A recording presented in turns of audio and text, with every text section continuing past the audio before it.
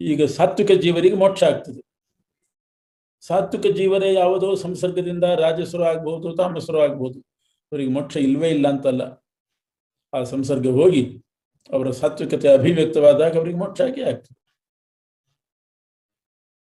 ಬಟ್ಟೆ ಬಿಳಿನೇ, ಯಾವುದೋ ಕಶ್ಮಲದ ಸಂಸರ್ಗದಿಂದ ಕಪ್ಪಾಗ್ತದೆ, ಮತ್ತದು ಹೋದರೆ ಮತ್ತೆ ಬಿಳಿನೇ. ಹಾಗೆ ಜೀವರಲ್ಲೇ ಸ್ವರೂಪಭೂತವಾಗಿ 3 ಥರ ಇದೆ.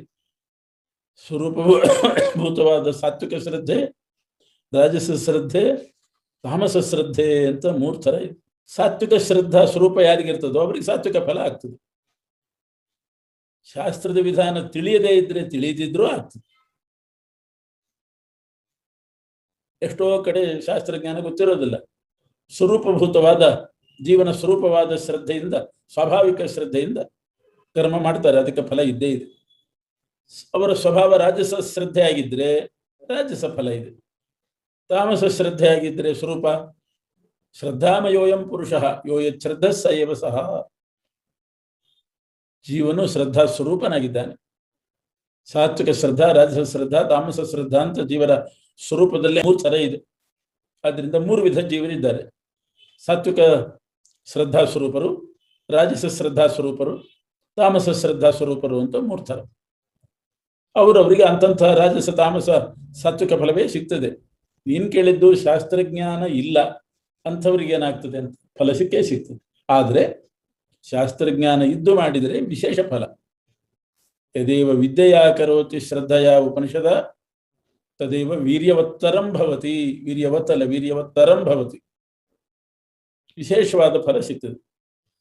ಇಲ್ಲದಿದ್ರೆ ಫಲ ಅಂತೂ ಇದೆ, ನಿಷ್ಫಲ ಆಗೋದಿಲ್ಲ. ಹೀಗೆ ಜೀವರು ಶ್ರದ್ಧಾ ಸ್ವರೂಪರಾಗಿರ್ತಾರೆ ಅಂತ ಶ್ರೀಕೃಷ್ಣ ಹೇಳಿ, ಶಾಸ್ತ್ರ ವಿಧಾನ ಗೊತ್ತಿಲ್ಲದಿದ್ರೂ ಕೂಡ ಅವರಿಗೆ ಫಲ ಇದೆ ಅನ್ನೋದನ್ನು ಹೇಳ್ತಾನೆ. ಜೀವರ ಸ್ವರೂಪಕ್ಕೆ ತಕ್ಕಂತೆ ಶ್ರದ್ಧಾ 3 ವಿಧ ಇದೆ. ಅವರನ್ನು ಹೇಗೆ ತಿಳ್ಕೊಳ್ಬೇಕು? ಅವರ ಕರ್ಮ ಹೇಗಿರ್ತದೆ? ಸಾತ್ವಿಕ ಸ್ವರೂಪ, ಸಾತ್ವಿಕ ಶ್ರದ್ಧಾ ಸ್ವರೂಪರಾದ ಜೀವರು ಅವರ ಕರ್ಮ ಯಾವ ರೀತಿ ಇರ್ತದೆ ಅಂದರೆ, ಯಜಂತೆ ಸಾತ್ವಿಕಾ ದೇವಾನ್. ಸ್ವರೂಪ ಶ್ರದ್ಧೆ ಸಾತ್ವಿಕವಾಗಿದ್ದವರು ದೇವತೆಗಳನ್ನ ಯಜ್ಞ ಮಾಡ್ತಾರೆ. ಯಜ್ಞದಲ್ಲಿ ದೇವತೆಗಳನ್ನ ಆರಾಧನೆ ಮಾಡ್ತಾರೆ. ಸ್ವರೂಪ ಶ್ರದ್ಧೆ, ಸ್ವಾಭಾವಿಕ ಶ್ರದ್ಧೆ, ರಾಜಸ ಶ್ರದ್ಧೆ ಇದ್ದವರು ಯಕ್ಷರು, ರಾಕ್ಷಸರು ಅವರನ್ನು ಪೂಜೆ ಮಾಡ್ತಾರೆ. ಯಾರಿಗೆ ತಾಮಸ ಶ್ರದ್ಧೆ ಸ್ವರೂಪಭೂತವಾಗಿದೆ, ಸಹಜವಾಗಿದೆ, ಅಂಥವರು ಪ್ರೇತಗಳನ್ನ, ಭೂತಗಳನ್ನ ಆರಾಧನೆ ಮಾಡ್ತಾರೆ. ಹೀಗೆ ಅವರ ಕರ್ಮದಲ್ಲಿ ವ್ಯತ್ಯಾಸ ಇರ್ತದೆ. ತಾಮಸ ಶ್ರದ್ಧೆ ಯಾರಿಗಿರ್ತದೆ ಅವರಿಗೆ ತಮಸ್ಸೇ ಮುಖ್ಯ ಫಲ. ಯಾಕೆ ಅಂದ್ರೆ ಅವರು ಮಾಡುವ ಕರ್ಮ ಅಶಾಸ್ತ್ರ ವಿಹಿತಂ. ವಿಧಾನ ಗೊತ್ತಿದೆಯೋ ಇಲ್ಲೋ ಪ್ರಶ್ನೆ ಬೇರೆ, ಅಂತೂ ವಿಹಿತವಲ್ಲದೆ ಇದ್ದದ್ದನ್ನೇ ಮಾಡೋದು. ಅವ್ರು ಏನ್ ಮಾಡ್ತಾರೆ ಅದಕ್ಕೆ ವಿಧಾನವೇ ಇರೋದಿಲ್ಲ. ಘೋರವಾದ ಕರ್ಮಗಳನ್ನ ಮಾಡ್ತಾರೆ. ದಂಭ, ಡಾಂಬಿಕತನ, ಅಹಂಕಾರ, ದುರಾಸೆ ಇದರಿಂದ ಕೂಡಿಕೊಂಡು ದೇಹದಲ್ಲಿರ್ತಕ್ಕಂಥ ಲಕ್ಷ್ಮೀ ಬ್ರಹ್ಮಾದಿ ದೇವತೆಗಳನ್ನ, ಆ ದೇವತೆಗಳ ಸಮುದಾಯವನ್ನೇ ಮತ್ತು ಅಂತರ್ಯಾಮಿಯಾಗಿದ್ದ ಪರಮಾತ್ಮನನ್ನು ಕೂಡ ಇವರು ಅಲ್ಪ ಗುಣವಂತರು ಅಂತ ಭಾವಿಸಿ, ಅಥವಾ ಕೆಳಗಿನವ್ರನ್ನ ಮೇಲೆ, ಮೇಲಿನವ್ರನ್ನ ಕೆಳಗೆ, ಈ ರೀತಿ ವಿಪರೀತವಾಗಿ ತಿಳ್ಕೊಂಡು ಕರ್ಮ ಮಾಡ್ತಾ ಇರ್ತಾರೆ. ಅವರೆಲ್ಲ ತಮಸ್ಸಿಗೆ ಹೋಗುವಂಥವು. ಹೀಗೆ ಆಹಾರದಲ್ಲಿ ಅವೆಲ್ಲದರಲ್ಲೂ ವ್ಯತ್ಯಾಸ ಇದೆ. ರಾಜಸ, ತಾಮಸ, ಸಾತ್ವಿಕ ಅಂತ ವ್ಯತ್ಯಾಸ ಇದೆ. ಆಹಾರ, ತಪಸ್ಸು, ಯಜ್ಞ, ದಾನ ಎಲ್ಲವೂ ಕೂಡ 3 ವಿಧವಾಗಿ ಇರ್ತದೆ. ಸಾತ್ವಿಕ, ರಾಜಸ, ತಾಮಸ ಅಂತ. ಸಾತ್ವಿಕರ ಆಹಾರ ಹೇಗಿರ್ತದೆ ಅಂದ್ರೆ ಆಯುಷ್ಯ ಅಭಿವರ್ಧಕವಾದ ಆಹಾರ, ಮನಸ್ಸಿಗೆ ಶುದ್ಧಿಯನ್ನು ಕೊಡ್ತಕ್ಕಂಥ ಆಹಾರ. ಕೆಲವು ಆಹಾರ ತಿಂದರೆ ಮನಸ್ಸು ಅಶುದ್ಧ ಆಗಿಬಿಡ್ತದೆ. ಅನ್ನಮಸಿತಂ ತ್ರೇಧಾ ವಿಧೀಯತೆ ಅಂತ ಉಪನಿಷತ್ತು. ಊಟ ಮಾಡಿದ ಅನ್ನ 3 ಆಗ್ತದಂತೆ. ಅದರಲ್ಲಿ 1 ಭಾಗ, ಸೂಕ್ಷ್ಮ ಭಾಗ ಮನಸ್ಸಿಗೆ ಹೋಗಿ ಸೇರ್ತದೆ. ಆಯಾ ಆಹಾರದಿಂದ ಮನಸ್ಸು ವ್ಯತ್ಯಾಸ ಆಗ್ತಾ ಹೋಗ್ತದೆ. ಕೆಟ್ಟ ಆಹಾರ ಸೇವನೆಯಿಂದ ಮನಸ್ಸು ಕೆಡ್ತದೆ. ಆದ್ದರಿಂದ ಚಿತ್ತಶುದ್ಧಿಯನ್ನು ಉಂಟು ಮಾಡುವ ಆಹಾರವೇ ಸಾತ್ವಿಕ ಆಹಾರ. ಭೀಷ್ಮಾಚಾರ್ಯರು ಸಾತ್ವಿಕರೇ, ಆದರೆ ಮನಸ್ಸಿನಲ್ಲಿ ಅವರಿಗೆ ಸ್ವಲ್ಪ ವಿಪರೀತ ಶ್ರದ್ಧಾ ಬಂದದ್ದರಿಂದ ದುರ್ಯೋಧನನ ಅನ್ನ ಸ್ವೀಕಾರ ಮಾಡಿ ಅವರು ಕೂಡ ದುರ್ಯೋಧನನ ಕಡೆ ಸೇರಿ ಪಾಂಡವರ ವಿರುದ್ಧ ಯುದ್ಧ ಮಾಡಿದರು. ಕೊನೆಗೆ ಭೀಷ್ಮ ಪರ್ವ, ಶಾಂತಿ ಪರ್ವದಲ್ಲಿ ಒಳ್ಳೆ ಉಪದೇಶ ಎಲ್ಲ ಮಾಡ್ತಾರೆ. ಹೆಂಗೆ ಬಂತು ಈ ಉಪದೇಶ ನಿಮಗೆ? ಯುದ್ಧ ಮಾಡುವಾಗ ಆ ಕಡೆ ಸೇರಿದ್ರಿ, ಇಷ್ಟು ಒಳ್ಳೆ ಉಪದೇಶ ಮಾಡ್ತಿದ್ದಾರಲ್ಲ ಅಂತಂದ್ರೆ, ದುರ್ಯೋಧನನ ಅನ್ನ ತಿಂದಿದ್ದೆ, ಮನಸ್ಸು ಕೆಟ್ಟಿತ್ತು, ಆದ್ದರಿಂದ ಆವಾಗ ಅಲ್ಲಿ ನಿಂತುಕೊಂಡು ಯುದ್ಧ ಮಾಡಿದೆ. ಅರ್ಜುನನ ಬಾಣದಿಂದ ಆ ರಕ್ತ ಎಲ್ಲ ಹೋಯ್ತು, ಮನಸ್ಸು ಶುದ್ಧವಾಯಿತು, ಈಗ ಉಪದೇಶ ಮಾಡ್ತಿದ್ದೀನಿ ಅಂತ. ಹೀಗೆ ಅನ್ನ ಆಹಾರ ಅದು ಯೋಗ್ಯವಾಗೇ ಇರಬೇಕು, ಸಾತ್ವಿಕ ಆಹಾರ ಇರಬೇಕು. ಭಾರತ ದೇಶದಲ್ಲಿ ಇವುಗಳನ್ನೆಲ್ಲ ಹಿಂದಿನ ಪ್ರಾಚೀನ ಸಂಸ್ಕೃತಿಯ ಪ್ರಕಾರ ಮಧ್ಯಮಾಂಸ ಎಲ್ಲ ನಿಷೇಧ ಮಾಡಿ ಸಾತ್ವಿಕ ಆಹಾರವನ್ನು ಹೇಳಿದ್ದಾರೆ. ಇದೇ ಬಹಳ ವಿಶೇಷ ಆಹಾರ. ಮನಸ್ಸಿಗೆ ಶುದ್ಧಿಯನ್ನು ತಂದುಕೊಡೋದು, ಶಕ್ತಿ ತಂದುಕೊಡುತ್ತದೆ, ಆರೋಗ್ಯ, ಬಹುಕಾಲ ಸುಖ ಉಂಟು ಮಾಡುತ್ತದೆ.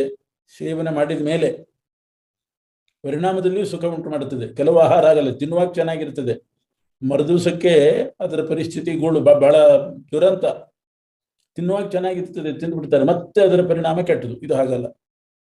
ಆಯುಷ್ಯಾಭಿವರ್ಧಕ, ಮನಃಶುದ್ಧಿ, ಬಲಪ್ರದ, ಆರೋಗ್ಯಪ್ರದ, ಪರಿಣಾಮದಲ್ಲಿಯೂ ಸುಖಪ್ರದ, ಸ್ನೇಹ ಪ್ರೀತಿಯನ್ನ ಅಭಿವೃದ್ಧಿ ಮಾಡತಕ್ಕಂಥದ್ದು, ದ್ವೇಷಾದಿಗಳನ್ನ ಮನಸ್ಸಿನಲ್ಲಿ ಉಂಟು ಮಾಡೋದಿಲ್ಲ. ಇವೆಲ್ಲ ಸಾತ್ವಿಕರ ಆಹಾರಗಳು. ರಾಜಸರ ಆಹಾರ ಅಂತಂದ್ರೆ ಬಹಳ ಖಾರ, ಹುಳಿ, ಅತಿ ಖಾರ, ಅತಿ ಹುಳಿ, ಅತಿ ಉಪ್ಪು, ಅತ್ಯಂತ ಬಿಸಿಯಾದದನ್ನ ತಿನ್ನೋದು, ಕುಡಿಯೋದು. ತೀಕ್ಷ್ಣ ಅಂದ್ರೆ ಶರೀರವನ್ನ ಒಣಗಿಸ್ತಕ್ಕಂಥ ಆಹಾರಗಳು ಕೆಲವಿದೆ, ಅದನ್ನು ತಿನ್ನೋದು. ರೂಕ್ಷ, ನೀರಸವಾದ ಆಹಾರ. ರಸರಸ ಇರಬೇಕು ಆಹಾರ. ರಸ್ಯಾಹ ಸ್ನಿಗ್ಧಾಹ ಅಂತಾರೆ ಸಾತ್ವಿಕ ಆಹಾರವನ್ನ. ರಸರಸವಾಗಿರ್ಬೇಕು, ಪೂರ್ತಿ ಒಣಗಿದ್ದಾಗಬಾರ್ದು. ಜಿಡ್ಡಿರ್ಬೇಕು, ಸ್ವಲ್ಪ ಆದ್ರೂ ಇರಬೇಕು, ರಸಭರಿತವಾಗಿರ್ಬೇಕು. ಅದಕ್ಕೆ ವಿಪರೀತವಾಗಿ ನೀರಸವಾದದ್ದು. ವಿದಾಹಿನ ಅಂದ್ರೆ ತಿಂದ ಮೇಲೆ ಅತಿ ನೀರು ಕುಡಿಸುವಂತಹ ಆಹಾರ. ದಾಹ, ಬಾಯಾರಿಕೆಯನ್ನು ಅತಿ ಬಾಯಾರಿಕೆ ಉಂಟು ಮಾಡುವಂತಹ ಆಹಾರಗಳು, ಇದೆಲ್ಲ ರಾಜಸ ಆಹಾರ. ದುಃಖ, ಸುಖ ಮಿಶ್ರಿತ ದುಃಖ, ದೌರ್ಮನಸ್ಯ, ಮನಸ್ಸು ಕೆಡೋದು, ಆಮಯ, ರೋಗ ಉಂಟು ಮಾಡೋದು, ಇದೆಲ್ಲ. ಅಡಿಗೆ ಆದ್ಮೇಲೆ ಒಂದು ಯಾಮ ಕಳೆದ ನಂತರ ತಿನ್ನೋದು, ಇದು ತಾಮಸ ಆಹಾರ. ಒಂದೊಂದು ದಿವಸ, ಎರಡೆರಡು ದಿವಸ ಇಟ್ಟು ತಿನ್ನಬಾರ್ದು. ಒಂದು ಯಾಮ ಕಳಿಯೋದ್ರೊಳಗೆ ತಿಂದ್ಬಿಡ್ಬೇಕು ಅಡಿಗೆ ಮಾಡಿ. ಗತರಸಂ, ಅದರ ರಸ ಎಲ್ಲ ಹೀರಿ ಹೋಗಿ ತಂಗಳು ಪದಾರ್ಥ, ದುರ್ಗಂಧದಿಂದ ಕೂಡಿದ್ದು, ಹಳಸಿದ್ದು, ಇನ್ನೊಬ್ಬರ ಉಚ್ಚಿಷ್ಟ, ಎಂಜಲು, ಅಪವಿತ್ರ, ಇದೆಲ್ಲ ತಾಮಸ ಆಹಾರ. ಇನ್ನು ಯಜ್ಞದಲ್ಲೂ ಇದೇ ರೀತಿ ಇದೆ. ಫಲಾಕಾಂಕ್ಷೆ ಇಲ್ಲದೆ ಮಾಡತಕ್ಕಂಥ ಯಜ್ಞ, ಫಲಾಶೆ ಇಲ್ಲದೆ ಮಾಡೋ ಯಜ್ಞ, ವಿಧಿ ಪ್ರಕಾರ ಶಾಸ್ತ್ರ ವಿಧಿ ಇದ್ದು ಮಾಡುವ ಯಜ್ಞಗಳು, ಯಾವುದ್ಯಾವುದೋ ಮಂತ್ರದಿಂದ ಯಾವುದೋ ಶ್ಲೋಕದಿಂದ ವಿಧಿ ಇಲ್ಲದೆ ಮಾಡೋ ಯಜ್ಞಗಳಾಗಬಾರದು. ಮಾಡಬೇಕು, ದೇವ ಪ್ರೀತ್ಯರ್ಥವಾಗಿ ಮಾಡಬೇಕು ಅಂತ ಮಾಡೋದು. ಫಲಾಶಿಂದ ಅವಶ್ಯ ಕರ್ತವ್ಯ ಅಂತ ಮಾಡೋದು. ಇದು ಪರಮಾತ್ಮನಲ್ಲಿ ಮನಸ್ಸಿಟ್ಟು ಮಾಡೋದು, ಮನಸ್ಸಮಾಧಾಯ ಸ ಸಾತ್ವಿಕ. ಇದು ಸಾತ್ವಿಕ ಯಜ್ಞ. ಅಭಿಸಂಧಾಯತು ಫಲಂ, ಫಲದ ಅಪೇಕ್ಷೆಯಿಂದ, ಡಾಂಬಿಕತನದಿಂದ ಯಜ್ಞ ಮಾಡಿದರೆ ಅದು ರಾಜಸ. ವಿಧಿ ಇಲ್ಲದೆ ಇರೋದು, ಅನ್ನದಾನ ಇಲ್ಲದ ಯಜ್ಞ, ಮಂತ್ರ ಇಲ್ಲದೆ ಸುಮ್ಮನೆ ಆಹುತಿ ಕೊಡೋದು, ದಕ್ಷಿಣೆ ಇಲ್ಲದೆ ಮಾಡೋ ಯಜ್ಞ, ಶ್ರದ್ಧೆ ಇಲ್ಲದೆ ಮಾಡೋದು, ಇದೆಲ್ಲ ತಾಮಸ. ಹಾಗೆ ತಪಸ್ಸಿನಲ್ಲಿ 3 ವಿಧ. ಸಾತ್ವಿಕ, ರಾಜಸ, ತಾಮಸ ಹೇಳೋದಕ್ಕಿಂತ ಪೂರ್ವದಲ್ಲಿ ಶಾರೀರ ತಪಸ್ಸು, ವಾಂಗ್ಮಯ ತಪಸ್ಸು, ಮಾನಸ ತಪಸ್ಸು ಅಂತ ಹೇಳಿ ಆಮೇಲೆ ಅದರಲ್ಲಿ ರಾಜಸ, ಸಾತ್ವಿಕ, ರಾಜಸ, ತಾಮಸ ಅಂತ ತೋರಿಸ್ತಾರೆ. ಸಾತ್ವಿಕ, ರಾಜಸ, ತಾಮಸ ಅಲ್ಲದ ಇನ್ನೊಂದು 3 ವಿಭಾಗ ಉಂಟು ತಪಸ್ಸಿನಲ್ಲಿ. ಶಾರೀರ ತಪಸ್ಸು ಅಂದರೆ ನಮ್ಮ ದೇಹದಿಂದ ದೇವತೆಗಳ ಪೂಜೆ, ಬ್ರಾಹ್ಮಣರ ಸೇವೆ, ತಂದೆ ತಾಯಿಗಳ ಸೇವೆ ಶುಶ್ರೂಷೆ, ಗುರು ಹಿರಿಯರು ಪ್ರಾಜ್ಞರು ವಿದ್ವಾಂಸರ ಪೂಜೆ, ಶೌಚಂ ದೇಹಕ್ಕೆ ಸ್ನಾನ, ಬಾಹ್ಯ ಶೌಚ, ಆಂತರಿಕ ಶೌಚ, ಪ್ರಾಮಾಣಿಕತನ, ಬ್ರಹ್ಮಚರ್ಯ, ಇದೆಲ್ಲ ಅಹಿಂಸಾ, ಇದೆಲ್ಲ ಶಾರೀರ ತಪಸ್ಸು. ವಾಂಗ್ಮಯ ತಪಸ್ಸು ಅಂತಂದ್ರೆ ಅನುದ್ವೇಗಕರಂ ವಾಕ್ಯಂ, ಮಾತಾಡುವಾಗಲೇ ಇನ್ನೊಬ್ಬರಿಗೆ ಭಯ ಆಗಬಾರ್ದು. ಆ ಮಾತು ಕೇಳಿ ಏನ್ ಮಾಡ್ತಾನಪ್ಪ ಇವನು ಅಂತ ಭಯ, ಉದ್ವೇಗ ಬರದೇ ಇರುವಂತ ಮಾತು, ಸತ್ಯವಾದ ಮಾತು, ಪ್ರಿಯವಾಗಿರಬೇಕು, ಹಿತವಾಗಿರಬೇಕು, ಇಂಥ ಮಾತು. ಅದ್ರ ಜೊತೆಗೆ ವೇದಾಧ್ಯಯನ, ಇವೆಲ್ಲ ವಾಂಗ್ಮಯ ತಪಸ್ಸು. ಮಾನಸ ತಪಸ್ಸು ಅಂದ್ರೆ ಮನಸ್ಸಿನ ಪ್ರಸನ್ನತೆ, ನಿರ್ಮಲತೆ, ಮನಸ್ಸಿನಲ್ಲಿ ರಾಗದ್ವೇಷಾದಿಗಳು ಇಲ್ಲದೆ ನಿರ್ಮಲತೆ, ಅದೇ ಮನಸ್ಸಿನ ಪ್ರಸನ್ನತೆ. ಅಂದ್ರೆ ನೀರು ಪ್ರಸನ್ನವಾಗಿರೋದು ಅಂದ್ರೆ ಕೊಳೆ ಎಲ್ಲ ಕೆಳಗಿರ್ತದೆ, ಹಾಗೆ ರಾಗದ್ವೇಷಾದಿಗಳು ಇಲ್ಲದೆ ಮನಸ್ಸು ನಿರ್ಮಲವಾಗಿಟ್ಟುಕೊಳ್ಳೋದು. ಸೌಮ್ಯತ್ವಂ ಅಂತಂದ್ರೆ ಕ್ರೌರ್ಯ ಇರಕೂಡುದು, ಮನಸ್ಸಿನಲ್ಲಿ ಕ್ರೌರ್ಯ ಇರಬಾರ್ದು, ಅದು ಸೌಮ್ಯತ್ವ. ಮೌನಂ ಅಂದ್ರೆ ಮನನ, ವಿಚಾರ ಮಾಡ್ತಾ ಇರಬೇಕು, ಮಾತು ಕಡಿಮೆ ವಿಚಾರ ಜಾಸ್ತಿ ಅನ್ನೋ ಹಾಗೆ ಪರಮಾತ್ಮನಲ್ಲೇ ಮನಸ್ಸಿಡೋದು. ಭಾವ ಸಂಶುದ್ಧಿ, ಮನಸ್ಸಿನ ಶುದ್ಧತೆ, ಇವೆಲ್ಲ ಮಾನಸಿಕ ತಪಸ್ಸು ಅಂತ ಕರೀತಾರೆ. ಇದೇ ತಪಸ್ಸುಗಳನ್ನ ಶ್ರದ್ಧಾಪೂರ್ವಕವಾಗಿ ಮಾಡಿದರೆ, ಫಲಾಕಾಂಕ್ಷೆ ಇಲ್ಲದೆ ಮಾಡಿದರೆ ಸಾತ್ವಿಕ ಆಗ್ತದೆ. ಸತ್ಕಾರ ಅಂದ್ರೆ ಎಲ್ಲರೂ ನನ್ನನ್ನ ಪ್ರಶಂಸೆ ಮಾಡಬೇಕು, ನಮಸ್ಕಾರ ಮಾಡಬೇಕು ಅನ್ನುವ ಆಸೆಯಿಂದ, ಡಾಂಬಿಕತನದಿಂದ ಇದನ್ನು ಮಾಡಿದರೆ ಮಾತಾಡೋದು, ಡಾಂಬಿಕತನದ ಮಾತು, ಒಳಗಡೆ ಇರೋದಿಲ್ಲ. ಇಂಥ ಮಾತು ಅದು ರಾಜಸ. ದುರಾಗ್ರಹದಿಂದ ಇನ್ನೊಬ್ಬರಿಗೆ ಪೀಡೆ ಕೊಡುವಂತಹ ಮಾತು, ತನ್ನ ಶರೀರಕ್ಕೂ ಹಿಂಸೆ, ಶತ್ರುವನ್ನು ನಾಶ ಮಾಡುವಂತಹ ಪ್ರವೃತ್ತಿ, ಇದೆಲ್ಲ ತಾಮಸ ಅಂತ ಕರೆಸ್ಕೊಳ್ತದೆ. ಈ ಮೂರು ವಿಧ ತಪಸ್ಸೇನು ಹೇಳಿದ್ರು, ಶಾರೀರಿಕ, ರಾಜಸ, ವಾಂಗ್ಮಯ, ವಾಚನಿಕ, ಮಾನಸಿಕ. ಫಲಾಕಾಂಕ್ಷೆ ಇಲ್ಲದೆ ಮಾಡಿದರೆ ಸಾತ್ವಿಕ ಆಗ್ತದೆ. ಸತ್ಕಾರ, ಸನ್ಮಾನ, ಇದಕ್ಕೋಸ್ಕರ ಅಂತ ಡಂಬಿಕತನದಿಂದ ಮಾಡಿದರೆ ರಾಜಸ ಆಗ್ತದೆ. ಅವಿವೇಕದಿಂದ, ದುರಾಗ್ರಹದಿಂದ ಹಿಂಸೆ ಮಾಡಿಕೊಂಡು ತಾನು ಹಿಂಸೆ ಪಟ್ಟು ಇನ್ನೊಬ್ಬರನ್ನ ನಾಶ ಮಾಡುವ ಉದ್ದೇಶದಿಂದ ಮಾಡಿದರೆ ಆವಾಗ ಅದು ತಾಮಸ ಆಗ್ತದಷ್ಟೆ.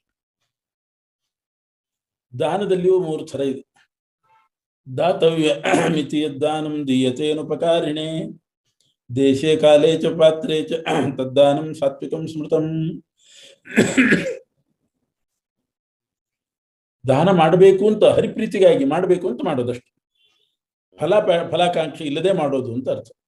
ಅದು ಉಪಕಾರ ಪಡೆದು ಮಾಡಿದರೆ ಅಷ್ಟು ಸಾತ್ವಿಕ ಆಗೋದಿಲ್ಲ. ಉಪಕಾರದ ಅಪೇಕ್ಷೆನೂ ಇಲ್ಲದೇನೆ ನಾವು ಮಾಡುವ ದಾನ, 10 ರೂಪಾಯಿ ಕೊಟ್ಟು 100 ರೂಪಾಯಿ ಇಸ್ಕೊಳ್ಳುವಂತಹ ದಾನ, ಅದು ಸಾತ್ವಿಕ ಅಲ್ಲ. ಅದು ದೀಯತೆ ಅನುಪಕಾರಿಣೆ, ಉಪಕಾರ ಮಾಡದೇ ಇದ್ದ ತಟಸ್ಥ ವ್ಯಕ್ತಿಗೆ ದಾನ ಮಾಡೋದು. ಒಳ್ಳೆ ದೇಶ ನೋಡಿ, ಒಳ್ಳೆ ಕಾಲ ನೋಡಿ ಮಾಡಬೇಕು, ಸತ್ಪಾತ್ರ ನೋಡಿ ದಾನ ಮಾಡಬೇಕು. ದೇಶ, ಕಾಲ, ಪಾತ್ರ, ತದ್ದಾನಂ ಸಾತ್ವಿಕಂ ಸ್ಮೃತಂ. ಮಹಾಭಾರತದಲ್ಲಿ ಒಂದು ಕಥೆ ಇದೆ. ಉತ್ತುಂಕ ಅಂತ ಒಬ್ಬ ಋಷಿ. ಆ ಋಷಿಗಳು ಉತ್ತುಂಕರೇ ಋಷಿಪುತ್ರ ಅವರು. ಉತ್ತುಂಕ ಅನ್ನೋ ಋಷಿಕುಮಾರ ಗುರುಕುಲವಾಸ ಮಾಡಿ ಅಧ್ಯಯನ ಮಾಡಿ ಕೊನೆ ಗುರುದಕ್ಷಿಣೆ ಕೊಡ್ಬೇಕು, ಕೇಳಿಕೊಡ್ಬೇಕು, ಅವ್ರಿಗೇನ್ ಬೇಕೋ ಕೇಳಿಕೊಡ್ಬೇಕು. ಗುರುಗಳನ್ನ ಕೇಳಿದ, ನಿಮಗೇನು ಇಷ್ಟ ಗುರುದಕ್ಷಿಣೆ ಕೊಡ್ಬೇಕು, ನಿಮಗೇನು ಇಷ್ಟ ಹೇಳಿ ಕೊಡ್ತೇನೆ ಅಂತ. ಅವರು ತಮ್ಮ ಹೆಂಡತಿನ ಕೇಳಿದರು, ಗುರುದಕ್ಷಿಣೆ ಕೊಡ್ತಾನಂತೆ, ಏನು ಕೇಳಲಿ ಅಂತ. ಆಕೆ ಹೇಳಿದ್ದು, ಪೌಷರಾಜ ಅಂತ ಒಬ್ಬ ರಾಜ ಇದ್ದಾನೆ, ಅವನ ಹೆಂಡತಿಯ ಕಿವಿಯಲ್ಲಿ ಉತ್ತಮವಾದ ಕರ್ಣಕುಂಡಲ ಇದೆ, ಅವಳ ಕುಂಡಲಗಳು, ಆ ಕರ್ಣಕುಂಡಲಗಳು ನನಗೆ ಬೇಕು, ಅದನ್ನು ಇಸ್ಕೊಂಡು ಬಂದು ಕೊಡ್ಲಿಕ್ಕೆ ಹೇಳ್ರಿ. ಅದನ್ನ ನಾನು ಧರಿಸಿ ಒಂದು ಒಳ್ಳೆ ಪುಣ್ಯ ದಿವಸದಲ್ಲಿ ಬ್ರಾಹ್ಮಣರಿಗೆ ಬಡಿಸ್ಬೇಕು. ಅದಕ್ಕೆ ಪೌಷರಾಜನ ಹೆಂಡತಿಯ ಕರ್ಣಕುಂಡಲ ಬೇಕು ನಮಗೆ ಅಂತ ಕೇಳಿದ್ರು. ಗುರುಗಳು ಬಂದು ಹೇಳಿದ್ರು. ಉತ್ತುಂಕ ಹೊರಟ ಪೌಷರಾಜನ ಹತ್ರ ಹೋಗಿ ಅವರ ಹೆಂಡತಿಯ, ಇದು ಪೌಷರಾಜ ಅವರ ಹೆಂಡತಿಯ ಹತ್ರ ಕುಂಡಲಗಳನ್ನು ಇಸ್ಕೊಂಡು ಬರಬೇಕು ಅಂತ ಹೊರಟ. ದಾರಿಯಲ್ಲಿ ಹೋಗುವಾಗ ಒಂದು ಎತ್ತು ಬಂತು. ಎತ್ತಿನ ಮೇಲೆ ಒಬ್ಬ ವ್ಯಕ್ತಿ, ಇಂದ್ರದೇವರು ಎತ್ತಿನ ಮೇಲೆ ಕೂತ್ಕೊಂಡು ಬಂದಿದ್ರು. ಈ ಉತ್ತುಂಕನನ್ನ ನಿಲ್ಲಿಸಿ ಬಹಳ ಒತ್ತಾಯ ಮಾಡಿ ಆ ಎತ್ತಿನ ಗೋಮಯ ತಿನ್ನಿಸಿದ್ರು, ಸೆಗಣಿ ತಿನ್ನು ಅಂತ. ಬಹಳ ಒತ್ತಾಯ ಮಾಡಿದ್ದಕ್ಕೆ ನಿರ್ಬಂಧ ಮಾಡಿ ಗೋಮಯ ತಿನ್ನಿಸಿದ್ರು, ತಿಂದ.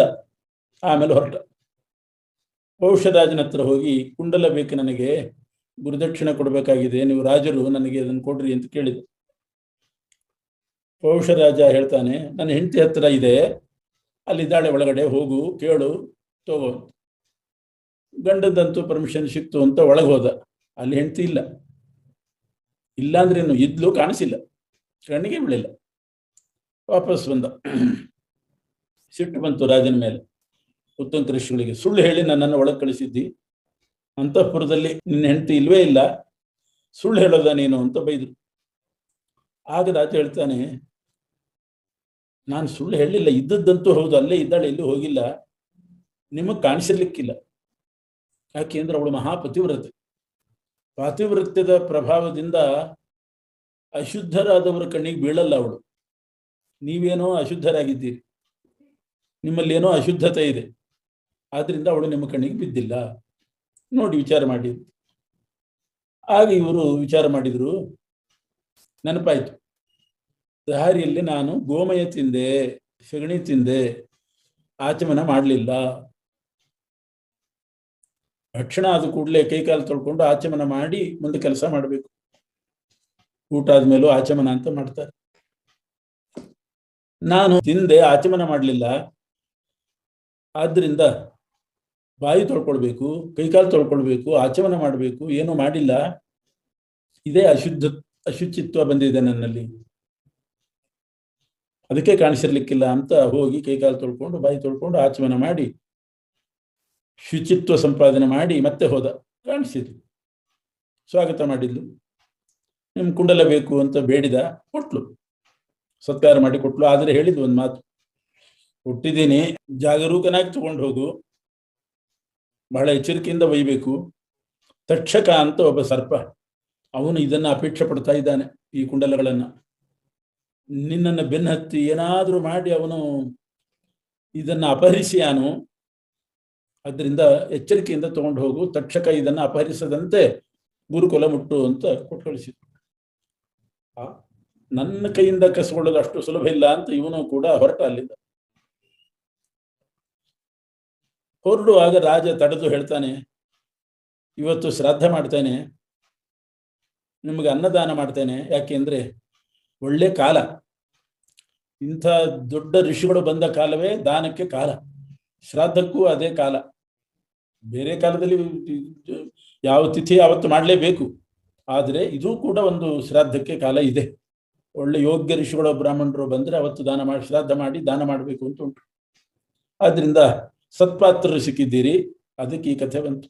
ನೀವು ಸತ್ಪಾತ್ರರಿದ್ದೀರಿ, ಒಳ್ಳೆ ಕಾಲ ನೀವು ದೊರಕಿದ್ದೀರಿ, ಆದ್ರಿಂದ ನಾನು ಶ್ರಾದ್ದ ಮಾಡಿ ದಾನ ಮಾಡಿ ಕಳಿಸ್ತೇನೆ ಅಂತ ಶ್ರಾದ್ದ ಮಾಡಿದ. ಊಟ ಕೂತ ಅನ್ನ ಬಡಿಸಿದ್ದಾಯ್ತು.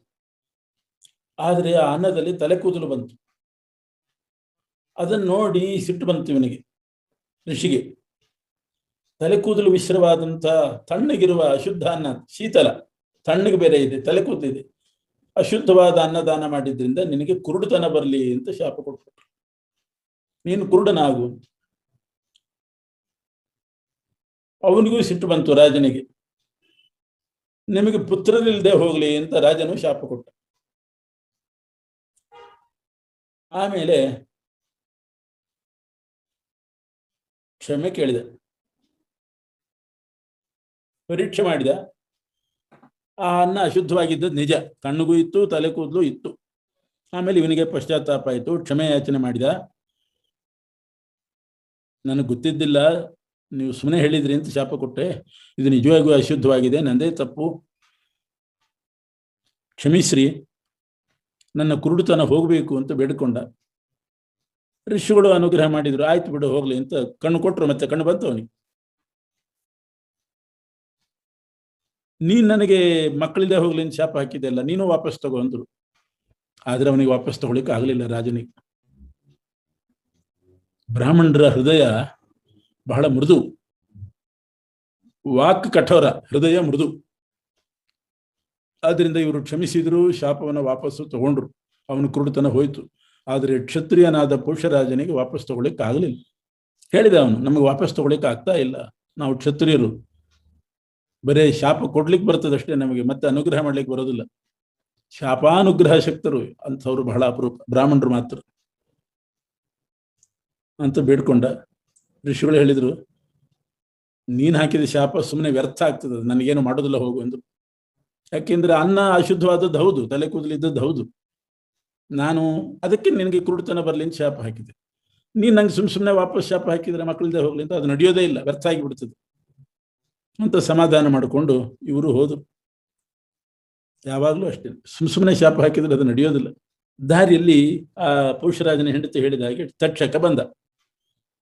ಒಬ್ಬ ಸನ್ಯಾಸಿ ರೂಪದಲ್ಲಿ ಆಗಾಗ್ಗೆ ಕಾಣಿಸೋದು ಮರೆಯಾಗೋದು, ಕಾಣಿಸೋದು ಮರೆಯಾಗೋದು, ಈ ತರ ಮಾಡ್ತಾ ಇದ್ದ.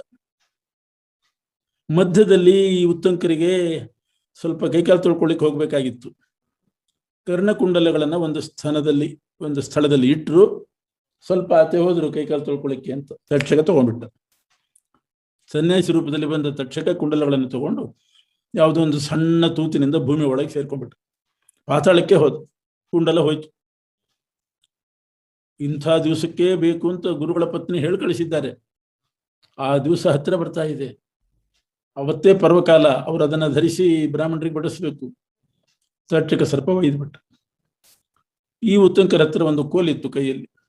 ಆ ಕೋಲಿನಿಂದ ಭೂಮಿ ಕುಟ್ಟಿ ಕುಟ್ಟಿ ತಾನೂ ಪಾತಾಳಕ್ಕೆ ಹೋಗಿ ಆ ತಕ್ಷಕನಿಂದ ಕರ್ಣಕುಂಡಲ ತರಬೇಕು ಅಂತ ಪ್ರಯತ್ನ ಮಾಡಿದ್ರು.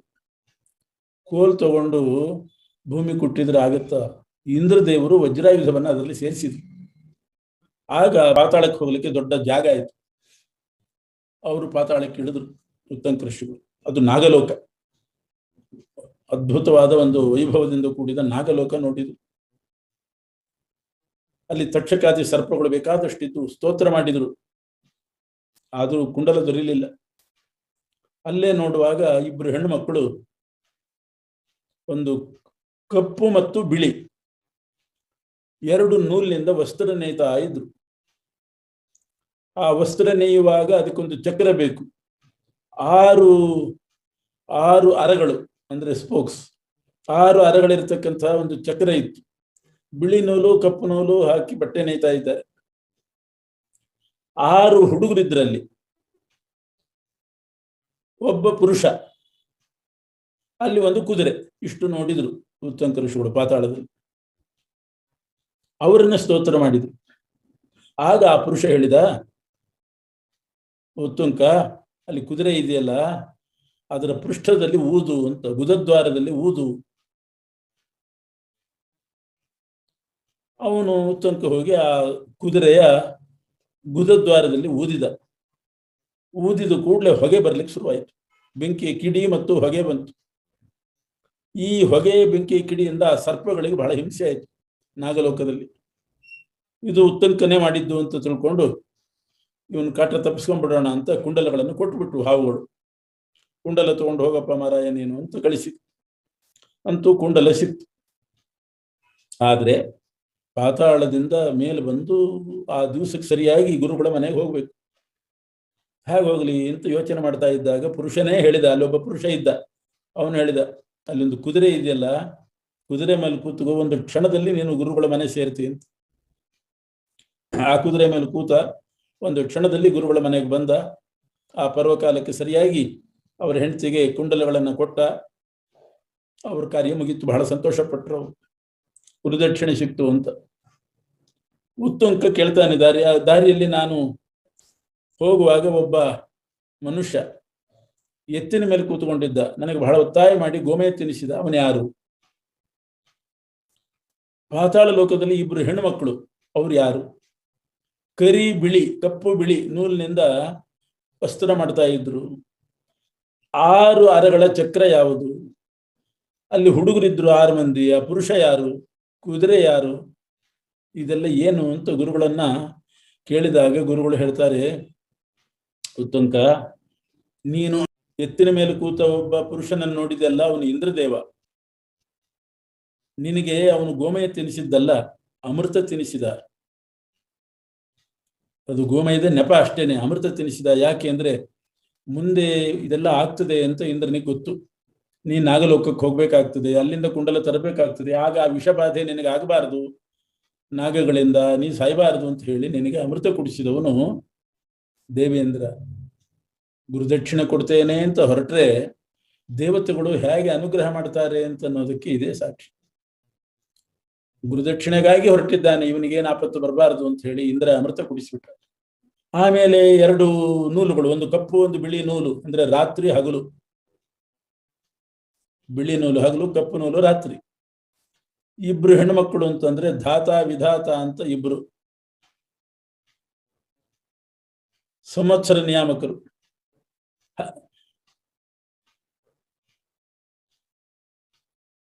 ಇದು 12 ಅರ, 6 ಅರ ಅಲ್ಲ, 12 ಅರಗಳು, 12 ಸ್ಪೋಕ್ಸ್ ಇರುವ ಚಕ್ರ. ಅಂದ್ರೆ 12 ಮಾಸಗಳಿಂದ ಕೂಡಿದ ಸಂವತ್ಸರ, ಅದೇ ಚಕ್ರ. 6 ಹುಡುಗರು ಅಂದ್ರೆ 6 ಋತುಗಳು. ಆ ಕುದುರೆ ಯಾವುದು ಅಂತ ಕೇಳಿದ್ದ, ಅದು ಅಗ್ನಿದೇವ. ಆದ್ರಿಂದ ಅದರ ಪೃಷ್ಠದಲ್ಲಿ ಊದಿದಾಗ ಹೊಗೆ ಬೆಂಕಿ ಬಂತು, ಹಾವುಗಳಿಗೆ ಬಾಧೆ ಆಯಿತು, ಕುಂಡಲಗಳನ್ನು ಕೊಟ್ಟು. ಅಗ್ನಿದೇವ. ಆ ಪುರುಷ ಯಾರು ಅಂದ್ರೆ ಪ್ರಜಾಪತಿ, ಸಂವತ್ಸರ ನಿಯಾಮಕನಾದ ಪ್ರಜಾಪತಿ. ಇದೆಲ್ಲ ಕಥೆ ಏನ್ ಹೇಳ್ತಾ ಇದೆ ಅಂತಂದ್ರೆ, ಆ ಪೌಷರಾಜ ಉತ್ತಂಕನಿಗೆ ಸತ್ಪಾತ್ರ ಸಿಕ್ಕಿದ್ದಾನೆ ಅಂತ ಅವತ್ತು ಅನ್ನದಾನ ಮಾಡಿದ. ಅದೇ ಪುಣ್ಯತಿಥಿ, ದಾನಕ್ಕೆ ಅಂತ ಅರ್ಥ. ಸತ್ಪಾತ್ರ ಆಗಿರ್ಬೇಕು, ದ್ರವ್ಯವೂ ಒಳ್ಳೆ ದ್ರವ್ಯ ಆಗಿರ್ಬೇಕು. ಅಶುದ್ಧವಾದ ಅನ್ನದಾನ ಮಾಡಿದರೆ ಕುರುಡುತನ ಬರ್ತದೆ, ಅಂಧತ್ವ ಬರ್ತದೆ ಅನ್ನೋದನ್ನು ಕೂಡ ಈ ಕಥೆ ತಿಳಿಸ್ತಾ ಇದೆ. ಸುಮ್ಮನೆ ಯಾರಾದರೂ ಶಾಪ ಕೊಟ್ಟರೆ ಯಾರು ಹೆದರ್ಬೇಕಾಗಿಲ್ಲ, ಅದು ವ್ಯರ್ಥ ಆಗ್ತದೆ ಅಂತಲೂ ತಿಳ್ಕೋಬೇಕು. ಸ್ತ್ರೀಯರು ಪಾತಿವ್ರತ್ಯವನ್ನ ಕಾಪಾಡಿಕೊಂಡು ಬಂದ್ರೆ ಎಂಥವರಿಗೂ ಕೂಡ ಅದೃಶ್ಯರಾಗಿ ಇರ್ಬೋದು. ಯಾರ ಕಣ್ಣಿಗೂ ಬೀಳದೇನೆ ಇರುವಂತಹ ಸಾಮರ್ಥ್ಯ ಅವರಿಗೆ ಬರ್ತದೆ ಅನ್ನೋದು ಗೊತ್ತಾಗ್ತದೆ. ಮತ್ತು ಏನಾದರೂ ತಿಂದ ಮೇಲೆ ಹಸ್ತಪಾದ ಪ್ರಕ್ಷಾಲನೆ, ಗಂಡೂಷ, ಬಾಯಿ ಮುಕ್ಕಳಿಸೋದು, ಆಚಮನೆ, ಇದೆಲ್ಲ ಧರ್ಮಗಳನ್ನ ಅವಶ್ಯ ಮಾಡಲೇಬೇಕು. ಇಲ್ಲದೇ ಇದ್ರೆ ಆ ಪೌಷರಾಜನ ಹೆಂಡತಿನೇ ಕಾಣಿಸಲಿಲ್ಲ. ದೇಹವನ್ನ ಆಚಮನಾದಿಗಳಿಂದ ಶುದ್ಧವಾಗಿಟ್ಕೋಬೇಕು ಅನ್ನೋದು ಗೊತ್ತಾಗ್ತದೆ. ಅವನು ಸತ್ಪಾತ್ರನಾಗಿದ್ದ ಅಂದ್ರೆ ವಿಷ್ಣು ಭಕ್ತ ಅಂತ ಅರ್ಥ. ಗುರುಕುಲ ವಾಸ ಮಾಡಿದ್ದ ಅಂದ್ರೆ ವೇದಾಧ್ಯಯನ ಮಾಡಿ ಬ್ರಹ್ಮಜ್ಞಾನ ಸಂಪಾದಿಸಿದ್ದ. ದಾನದ ಬಗ್ಗೆ ಈ ಕಥೆ ಬರ್ತದೆ. ಅದರಿಂದ ಸತ್ಪಾತ್ರ ದೇಶೇ ಕಾಲೇಚ ಪಾತ್ರೇಚ, ಅಪಾತ್ರಕ್ಕೆ ಮಾತ್ರ ದಾನ ಮಾಡಬಾರ್ದು. ದುರ್ಯೋಧನನ ಉತ್ತರ ಕ್ರಿಯೆಗೆ ಹಣ ಬೇಕು ಅಂತ ವಿದುರ ಕೇಳಿದ್ರೆ ಭೀಮಸೇನ ಕೊಡ್ಲಿಲ್ಲ. ಅಯೋಗ್ಯ ಅವನು. ಕಷ್ಟಾತ್ ಕಷ್ಟತರಂ ಯಾಂತು, ಇನ್ನೂ ಕಷ್ಟಪಡ್ಲಿ ಅವರು ಅಂತಲೇ ಹೇಳ್ತಾನೆ. ಸಜ್ಜನರು ಸತ್ಪಾತ್ರರು, ಅವರಿಗೋಸ್ಕರ ಅವ್ರಿಗೆ ಕಷ್ಟ ಆಗದೆ ಇರುವಂತೆ ದಾನ ಮಾಡಲೇಬೇಕು. ಪ್ರತ್ಯುಪಕಾರಕ್ಕೋಸ್ಕರ ದಾನ ಮಾಡಿದರೆ ಅಥವಾ ಫಲಾಪೇಕ್ಷೆಯಿಂದ ಮಾಡಿದರೆ ಅದು ರಾಜಸ ದಾನ. ಅಥವಾ ಕೊಟ್ಟ ಮೇಲೆ ಪಶ್ಚಾತ್ತಾಪ ಪಟ್ಟರೆ ಕೊಟ್ಬಿಟ್ನಲ್ಲ ಅಂತ ಅನ್ಯಾಯಾರ್ಜಿತವಾದದ್ದನ್ನ ಕೊಡೋದು, ಇದೆಲ್ಲ ರಾಜಸ ದಾನ. ಅಶುದ್ಧ ಕಾಲ, ಅಸತ್ಕಾರ ಮಾಡಿ ತಿರಸ್ಕಾರ ಮಾಡಿ ದಾನ ಕೊಡೋದು ಇವೆಲ್ಲ. ಮತ್ತು ಅಪಾತ್ರರಿಗೆ ದಾನ ಮಾಡೋದು ತಾಮಸ ದಾನ. ಇಷ್ಟರವರೆಗೆ ಯಜ್ಞ, ದಾನ, ತಪಸ್ಸು ಇದರಲ್ಲೆಲ್ಲ ಯಾವ ರೀತಿ ಅನುಷ್ಠಾನ ಮಾಡಿದರೆ ಸಾತ್ವಿಕ ಆಗ್ತದೆ ಅಂತ ಕೃಷ್ಣ ಹೇಳಿದ. ಆದ್ರೆ ಇಷ್ಟೆಲ್ಲ ನಿಯಮಾನುಷ್ಠಾನ ಮಾಡ್ಲಿಕ್ಕೆ ಆಗದಿದ್ರೆ ಏನ್ ಮಾಡ್ಬೇಕು? ಅದಕ್ಕೆ ಸಂಕ್ಷಿಪ್ತವಾಗಿ ಹೇಳ್ತಾನೆ, ಪರಮಾತ್ಮನ ನಾಮಸ್ಮರಣ ಪೂರ್ವಕವಾಗಿ ಮಾಡ್ಬೇಕು. ಅದು ಯಾವ ನಾಮ? ಅನಂತ ನಾಮಗಳಿದೆ. ಓಂ ತತ್ ಸತ್, ಇದು ಬಹಳ ಪ್ರಸಿದ್ಧವಾದ್ದು, ಶ್ರೇಷ್ಠವಾದ ನಾಮ. ಓಂ ತತ್ ಸತ್, ಇವು 3 ಪರಮಾತ್ಮನ ನಾಮ. ಅಷ್ಟೇ ಅಲ್ಲ, ಬ್ರಾಹ್ಮಣರಿಗೂ ಈ ನಾಮ ಇದೆ, ವೇದಗಳಿಗೂ ಈ ನಾಮ ಇದೆ, ಯಜ್ಞಗಳಿಗೂ ಕೂಡ ಓಂ ತತ್ ಸತ್ ಅಂತ ನಾಮಗಳು ಬರ್ತದೆ. ಯಾಕೆಂದ್ರೆ ಪರಮಾತ್ಮನ ಆರಾಧನೆಗೋಸ್ಕರ ಯಜ್ಞಾದಿ ಕರ್ಮಗಳು ಬೇಕು. ಯಜ್ಞ ಮಾಡ್ಲಿಕ್ಕೆ ಮಂತ್ರ ಬೇಕು, ವೇದ. ಅದನ್ನು ಹೇಳಲಿಕ್ಕೆ ಬ್ರಾಹ್ಮಣರು ಬೇಕು. ಆದ್ರಿಂದ ಬ್ರಾಹ್ಮಣರು, ವೇದ ಮತ್ತು ಯಜ್ಞಕ್ಕೂ ಕೂಡ ಪರಮಾತ್ಮನ ಈ ಹೆಸರು ಓಂ ತತ್ ಸತ್ ಅನ್ನೋ ಹೆಸರಿದೆ.